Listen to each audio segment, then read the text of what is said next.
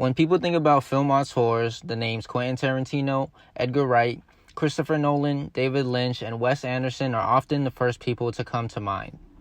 These are directors that express themselves with a specific style and make something of the screen that can only come from themselves.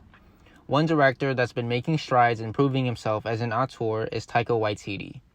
Taika is a Maori director that has directed Eagle vs. Shark, Boy, What We Do in the Shadows, Thor Ragnarok, Hunt for the Wilderpeople, and Jojo Rabbit.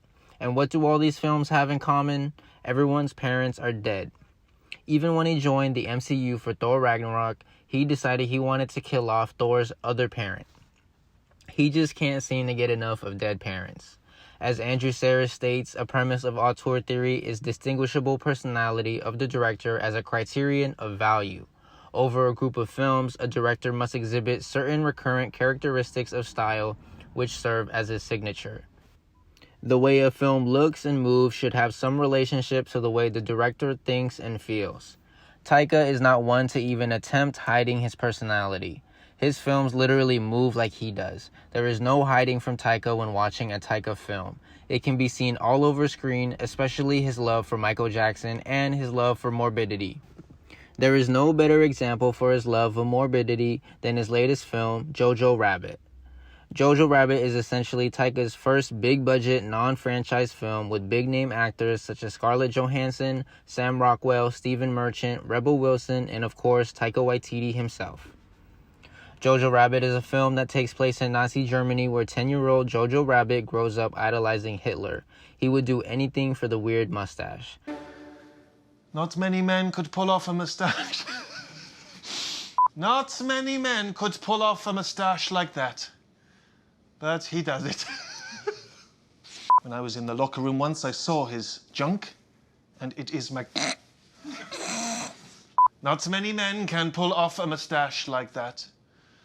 My wife makes me wear a small smear of grease paint there when we are making love. However, this love for Hitler is then challenged when he finds out that a Jewish girl is living inside the walls of his home. This premise alone shows Taika Waititi's personality exceptionally. Taika is arguably one of the purest forms of an auteur because he can literally be on screen as the exact manifestation of his creative vision. I am beginning to question your loyalty to myself and the party.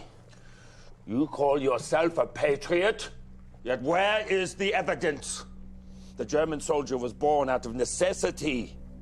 Germany depends on the passion of these young men, passion and the readiness to fall for the fatherland, despite the futile efforts of Allied war profiteers who send their ill-prepared armies clumsily into the lair of the wolf. And only zealous men who stand steadfast in the face of the enemy will be etched in German memory forever.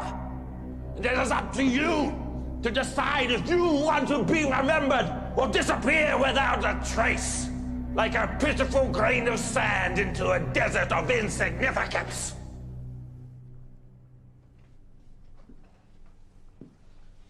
To put it plainly, get your shit together and sort out your priorities. You're 10, Jojo. Start acting like it.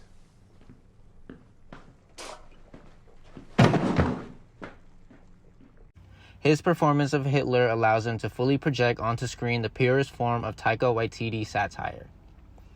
If Taika loves anything, it's dancing. Dancing seems to be another recurring aspect of his films, and nearly all of his films have some form of a dance sequence. In Jojo Rabbit specifically, he decided to weave his love for dance into the story by using dancing as a representation for freedom. This is what makes Taika one of the most powerful storytellers today. Not only does he tackle a topic as edgy as Nazi Germany with comedy, but he does so while also showing you his personal viewpoint on the subject.